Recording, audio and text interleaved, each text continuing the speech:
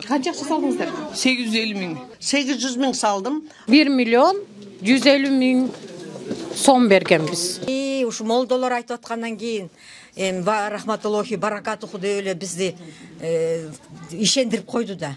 Силер дополнительный экинчи счет ачып атасыңар. Бул уже мыйзам бузгандыкпы? Элдин акчасын дальше коротуп атасыңар.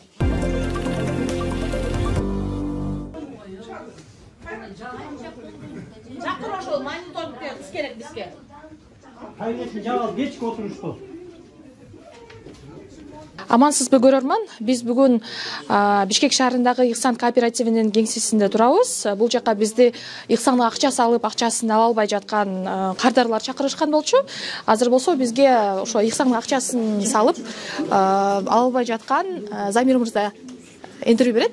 Ушул 2022 жылдын 4 февралында ушул жерге үй алам деген жакшы ниет, аруу тилек, максат менен келип, келинчегим экөөбүз акча салганбыз. 2 айдан кийин мен үй алмакмын. 50% келишим менен, шартнама менен кошулган, бирок ошодо эми буларда финансылык коллапс башталып, эмне болуп кеткенин билбейм. Ушунгө чейин мына акчамды да кайтарып берген жок. Мен азыр батирде жашап жүрөм. Олчойгон акча төлөйм. Өзүм көзүм азиз болсо, анан кийин мына өзүңөр кырдаалда көрүп атасыңар, мага окшогон сокурга эмес, соолорго кыйын болуп атат бул заманда. Ушул күнгө чейин барбаган жерим, какпаган эшигим калган жок. Ушул жерге болгон чогулткан акчабыз болчу, бар дүйнөбүз болчу, салганбыз. Азыр биз ушул суукта квартирада жашап атабыз. Анын үстүнө мына мобилизация болуп, кожойкебиз дагы үйүнүн ижара акысын өтө кымбат сурап атат. Анткени менин кыштын күнү мен көчүп конуу мага өтө кыйын. Мага окшогон майыпка. Ошондуктан мен айтатам. Айына азыр мен 25 000 сом төлөп жашап атам. Бир бөлмөлүү батирде. Бул дагы мага. Канча? Мен иштейм. Акчаңыздар жетип атабы мына күнүмдүк жашоого чынын айтсам өп жаап жашап атабыз. Айдан айга араң жеткирип атабыз. Мен айла жок дагы кошумча иштөөгө туура келип атам. Мына өзүңүздөр мени ишенбесеңиздер, Айчүрөк дүкөнүнө барсаңыздар, Рубин деген бөлүмүндө подземканын астында мен влажный салфетка менен Альбени деген шоколад сатып, ушул үй бүлөмдү багайын, жок дегенде айдан айга жетсин, башка турмуш тиричилигибизге тыгынчык болсун деп, өзүм болсо 6-шаардык ооруканада массажист болуп эмгектенип келем 12 жылдан бери. Андан тышкары ал жумушуман чыгып алып дагы ал мамлекеттик жумуш айлык аз эле да. Андан чыгып алып дагы ошо кошумча иштеп, каражат табууга аргасыз болуп атам. Бир учур болду, айтып берейин, мен ушул жума намазга Каси мечитине барып калдым. Ошол жерге барып көйгөйүм айтып, мен керек болсо ошол учурда мага срок поджимать этип калган квартираны төлөөгө. Аргасы ушундай ой келди. Ушу топумду чечип, ошол жерге тиленейин дедим. Бирок мага тиленсем жарашмак көз азизге. Хадисте да келген бул. Бирок менде аруу, намыс, жигиттик намыс деген сезим коргобой мен ал жерден суранган жокмун. Бирок ушунчалык ошол арга жеткен абалга бардым мен. Мен үйүмдү сатып, анан булар 10 жылдын ичинде төлөсүңөр дегенде мен кызым бар эми, ал эптеп төлөмөк. 800 000 салдым. Анан момундай каша болуп кеткенден анан кызым айтты: "Апа, салбаңыз, болду. Хватит, бул ушу 800 000 албасак дагы Кудайга шүгүр" деди. Мына 8 айдан бери Акиная отурат тиякта, а бизге 8 тиын да жок.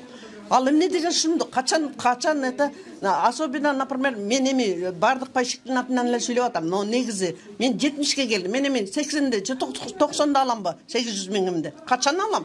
Ошо рекламщиктер болду да. Реклама канча чыгып атты. Анан кийин анан мо февралга чейин жана Акиная ак жолук салынып алып калпычы келин окшойт, билбейм айтор. Ак жолукту салынган мусулман киши анан не должна была. Мындай болбош керек эле да. Мына 8 ай болду. 8 айдан бери Акинайды бирөө айтат: "Ой, тиги Дубайга кетип калыптыр. Ой, үйүндө отурат." Нактасы билинбейт гөр. 8 айдан бери прокурорлор, соттор эмнеге чечпейт? Чечип туруп чыкса өзүнүн аябай бай келин дейт. Катында билин. Бай келин экен. Пусть конфискация кылсын, агылсын, бугулсын. Особенно мына орки пенсионерлердин, инвалидтердин акчасын биринчи очередь берсин. Канча акча салдыңыздар? 850 мың. Бул акчаны чогулттуңуздарбы, кантип таптыңыздар? Бул акчаны мен жолдошум экөөбүз деген ден соолугубузга байланыштуу ооруп келгенбиз. Болгон малыбызды сатып, анан келгенбиз. Ошо шаарга жашап керек болуп калды да, ден соолукка карап. Мен өзүм деген жүрөктөн операция болгом. Жолдошум дагы жүрөктөн ооруйт. Тынбай дары ичет. Мен деле тынбай дары ичем. Ошо экинчи жолу эме болдум кайра. Кырыжа болдум. Эми 3-чү кырыжа болгондон кайра. Ошо жүрөктөн операция болгондон ошо ачылып кетип. Ошентип ден соолукка карап келгенбиз. Анан ошентип келсек, мына ушул болуп атат да. Эмебиз болсо менеджерибиз болсо жомарт болчу. Талайбек жомарт болчу. А жомарт өзү да жок болот. Эже болот. Биздин этажына деле барасыз элек, бизге жер там эле керек болчу. Биз этажга деле чыга албайбыз. Демек, неме кылып. Деп ошентип макул апа макул деп эле жакшынакай эле договор түзүп бүт бардым этип, мына китептеринен берип бүт алып келип эметип отурат. Төккөн акчасынан берип. Мен акчаны кайтарганга очередке турган да жокмун. Там эле керек депчи. Заявление да жазган жокмун. Там эле керек деп отурам да. Эми мына стройго өт дейт. Ага өтөнсөм 200 000, 500 000 төк дейт. Мен аны төгө албайм. Мен болгон малымды сатып келсем эмне кылып төгөм? Мен азыр кыздарымдын көзүн карап отурам. Мен пенсиям экөөбүздүкү 10 000 эле алабыз. Ал 10 000 дарыбызга эле кетет. Ошентип коюп отурабыз. Келебиз, мына ана болот, мына стройго өт дейт. Мага жер там керек деп, мен жер тамга 20. Кайсы жактан көчүп келдиңиз эже? Биз нарынан көчүп келдик. Ана жер там бер десек, жер там бербей отурат эмичи? Тилатыңыз байке? Ситор. Ситор? Бул жакта канча жылдан бери иштейсиз? Ачылгандан бери? 2 жылдан бери. А кандай болот жагдай өзү? Эми жагдай уже азыр эле түшүндүрүп бердим. Уже буга чейин сөмкө кылышты, сөмкө уже айтылды да. Чечилип атат. Анан отуна азыр акчамды азыр мен стол үстүнө коюп кой дегендерге, конечно, вопрос тяжелый болот да алар. А бул Бишкекте азыр вазиратка канча киши турду очередке? Жакта список бар. Ошо списоктан эметсеңиз болот да. Ал жагы чечилип кетти. Эми аз-аздан чечилип келет да, бирок эми негизгиси чечилип, бир да адамды акчасына күйгүздүрбөйбүз. Убакыт менен күйгүзүшөт. Убакыт менен уже күйдү да. Бирок акчасы менен күйгүздүрбөй, ар бирөөнү Кудайым буйрса, капсыз кылып үй алып бергенге аракет кылабыз. БСО болсо дагы биз аракет кылып. А негизи бул баягы ортодо акчалар кандай болуп эметип кетти? Аларын биле албайбыз. Биз кандай сотрудник сиз? Кызматыңыз кандай? Менеджер? Просто айтпай жатам. Бул жака кардарлар келгенде оформление кылып ошентип ооба, биз келишет кардарлар, ооба, контракт түзүшөт. Ошо менен. А бул жакта жетекчиңиздер ким азыр? Ермат Камчыбич. Ал бүгүн жумушта эмеспи? Бүгүн жумушта эмес. А негизи өзү келип кетип турат да? Ооба, келет. Бухгалтериясы ким? Бухгалтера жооп берет деп группага жазыптыр. Бухгалтера жооп берет, мен жокмун деп коюптур Ермат. Мына ошентип группага жазыптыр. А бухгалтериясы канакей? Каяка кетти бухгалтера? Силер дополнительный экинчи счет ачып атасыңар. Бул уже мыйзам бузгандыкпы? Элдин акчасын дальше коротуп атасыңар. Ошон үчүн бүт счетторду жана экинчи, үчүнчү счетту жараксыз деп табылсын сот. Анан калганын өзүңөр төлөгүлө. Экинчи счет ачылып, ал кандай акча Вот мына буяктан сурап алып ошону. Экинчи счет ачылган болбойт, башка счеттарбы? Жок, жанагы основной счет жабык. Биринчи счет арестке коюлган, сот арестке койгон, анан экинчи счет ачылган. Ошо менен иш болуп аткан. Ой, сот деген жаап салыптыр биринчи счет, основной счет. Эми чыгарып жапкан ал. Анан эмне үчүн экинчи счетты ачасың ал? Анан этот үй алгандар акчаны Дальше коротуп атасың. Арендадан баштап коротуп атасың да. үй алгандар бар да, алар деген бир төлөшү керек да. Тиги арестте турса каяка төлөйт алар. Ошо себептен экинчи счет ачылып, ошого төлөтүп, ошо менен взаимозачет ушунун баары берилип атты да. Счеттун баарын атышып, ой келди, нары бери чакка атышат да, буларчы. Колдон келгендик, билгендик кылышып. Ошого жооп беришсин могулар. Ой келди, жумшалды биздин акчалар. Жумшалмаксың түбү жок калды деп Башына 1 жыл болду мен ызылдаганыма. Акина иштеп турганымда. Прозрачность болсунчу, айткылачы канча акча, канча киши үй алды, канча акча түшүп атат. Айтпай анлар. Биздин акчалар каяка жумшалып атат. Эч ушуну добиваться эте албай койдук го. Келген сайын мен Эрматка, эми азыр Эрматка айтам. Эрмат канча үй киши калды, үй алган.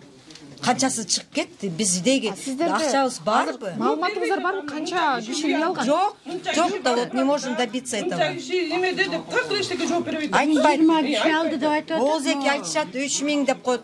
3000 жылбайт. Деги өзгөрүлбөй койду ошо 3400 деген үйү. Андан бери взаимозачет менен возврат ызылдап, кыйкырып, урушуп алып кеткен канча киши чыкты? Алардын баары, мне кажется, азыр ашып кетсе бир 1000 киши калды болуш керек үй алгандардан. Алардын акчасы бизге жетпейт. Ошол артисттер бизге канча деген неметкенен кийин, ушу молдолор айтып аткандан кийин, рахматуллахи баракатуху деп эле бизди ишендирип койду да. Молдолор айтпаса, артисттер реклама жасабаса, Анжелика деген 3 үй алдым, 3 кызыма деп рекламалары бар. Ал 3 үй алган деле азыр көмөн болуп атат уже сураштырсак. Списокты илип койдуң аны. Списоктун моякта элдер алганы бар. Жанагы эмне соглашение түзүп кеткендер бар. Ошону эме ошо өзгөрүлүш керек да. Как висит так менин фамилиям менен июльде эле жазылды. Сиз кайсы жакта Менин турасыз? фамилиям жок, вообще жок. Анан айтат, биз тиги эмне компьютерде барсыз дейт.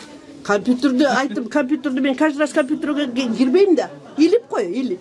Мону жаңыртыш керек да, көрдүңбү? Тетигилер алып кеткендер бар. Айдын 15-inde отчет беребиз деген отчет эмес эчтеке жок. Список Айдын 15-inde жаңырып туруш керек болчу. вообще жаңырбайт. Былтырда 2022 январда илинген. Ошол. Июль айында иленген, ошо ойдон турат. Ой, 2021 февралда келип эме кылгам. Тиги контракт түзгөм. Мен даяр үй алам деп түзгөм. Бирок бул үйдү августта алышым керек болчу. Мен августта ала алган жокпуз. Мына биз ар ким үйүстө чакырып, момундай проектилерди түзүшүп, бизди кызыктырып, могул жерден богул көчөдөн жер алдык. Богул Үй салынбакпы же? Үй салынмак. Мына могул проектисинин бар, ушул жерде мен атайын көтөрүп келдим. Ушул проекттер менен үй салынып, этаж үйлөр салынат. Биз ошону сиздерге беребиз. Жок, ким кандай үй алса ошону беребиз деген. Биз мисалы үчүн жер үй алганга биз контракт түзгөнбүз. Жер үй алынган жок. Эчтеке августта алмакпыз. Августтан бери жылдырып келет. Ихсанга келип болгон акчабызды төлөгөнбүз. Канча акча бересиздер? Так, 1.150.000 сом бергенбиз. Мына ошондон бери августта немебиз жылмак. Август айында биздин очередибиз жетип, биз үй тандамакпыз. Келсек уже ушундай болуп атат. Биз 20 октябрь айында неме договор түзгөнбүз. Яш октябрь немеде 2 апрель айында алмакпыз. Ошондон бери мынакей жашынакай алып атканда нешени төктүк эле акчабызды 24 менен түзгөнбүз договорду. Ошондон бери акчабыздан жок, же үйдөн жок, ала албай жатабыз. Сиздер канча төктү 609 тапкан. Кызым ошо 4 баласы менен ошо квартиралап жүрөт. Ошо кызым алып берейин деп тапкан. Үйдө мал салып, баарын сатып, ушинтип аракет кылып койдум. Ошондон бери ызычуу болуп атат, төбө албай, мына эч жерге барабыз, кайрылабыз, эч жыйынтык жок. Же акчадан жок, же үйдөн жок. Биз уже үйүнө деле ыраазы болуп тоюп калдык. Андан көрө биз ушул акчабызды деле берсе, башка эле немеден алсак болмок да.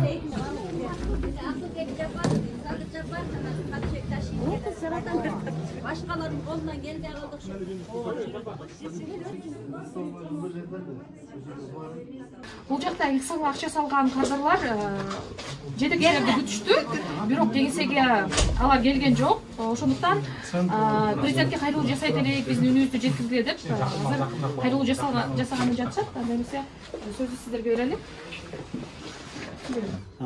Урматтуу Садыр Нуркожоевич, Камчы Кадышаевич, ушул Ихсан кооперативинде кандай ишмердүүлүк болуп атканын, ушул жердеги үлүшчүлөрдүн кандай акыбалда экенин, ушул маселени ушак деңгээлинде гана укпастан, ушу өз көзүңүз менен келип, көзүңүз менен көрүп, көзөмөлгө алып, тиешелүү комиссия болобу же ушуга дайындайсызбы айтор, ушу биздин элдин ушу көйгөйүн чечип берсеңиз жакшы болот эле. Балким ушу мамлекет тараптан жеңилдик суд аркылуу болобу, жеңилдик үстөк пайызы менен жардам болобу айтор, ушул кырдаалдан, ушул жолдон чыгып кетүүгө ушу жалгыз гана үмүтүбүз эң негизги Кудайдан, андан кийин эле ушу сиздерден болуп калды.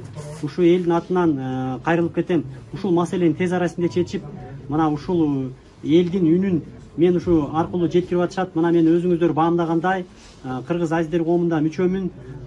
Көрүү боюнча мүмкүнчүлүгүм чектелген, биринчи топтогу майыпмын. Бул жеке эле мен эмес, бул жакта ар кандай майыптыгы бар, оорукчан адамдар бар. Андан кийин ушул Ихсандан акчасын ала албай жүрүп, жабыркап, нерв ооруларына чалдыгып, ар кандай кырсыктарга чалдыгып, керек болсо өзүнүн өмүрүнө кол салган учурлар дагы болгон. Мына ушул биздин ушу Ихсан үлүшчүлөрүнүн баары, кооператив үлүшчүлөрү кандай абалда экенин өз көзүңүз менен көрүп, өз көзөмөлүңүзгө алып, өзүңүз ушуну тергеп, ушуну өзүңүз мамлекеттик деңгээлде ушул каралсын.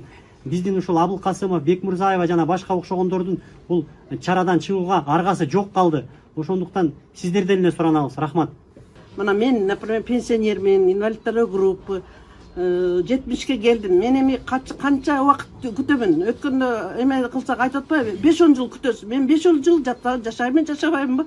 Мен 800.000 салгам. Үйүмдү сатып туруп. эми ошо 800 000 сомду алып берсеңиз жакшы болот. Нервилечный кооперативине моундай баардык пайшиктердин атынан кайрылып кетет элем. Бизде могу минус 20 градус суукка карабастан ушундай топтолуп, көйгөйлөрүбүздү чече албай суукта жүрөбүз. Ушул элдин көйгөйүн чечип берсеңиздер деп сурамакмын. Ушул жерге келе албай калган канча адамдар жол жабыгына байланыштуу Оштон башка көлдөн, региондордон келе албай калышты. Ошолор 6000 жабырлануучу пайшиктердин атынан дагы биз суранып өтөт элек. Ушул биздин көйгөйдү чечип берсеңиздер. Билебиз, ооба силер күнөөлүү деп ойлошуңар мүмкүн. Биз тирүү адамбыз, бизде үмүт деген чоң болгон, балдарыбыздын келечеги менен Ихсан кооперативинен үй алып берели деген ойлорубуз болгон. Анда ойлорубузду мына жип жегендер ушундай абалга келтирди. Биз кандай экенин билебиз, бирок Садыр Нуркожоевич, биз сизден элдин казанасынан же болбосо мамлекеттин казанасынан акчабызды кайтарып бергиле деп суранбайбыз. Биздин өзүбүздүн берген ушу Ихсанга төккөн акчабызды кайтарып, Ихсандын тартибин, Ихсандын иштөө тарбиясын карап, ошол Ихсандагы акчабызды кайтарып бериңиз деп суранат элек мыйзам түрүндө.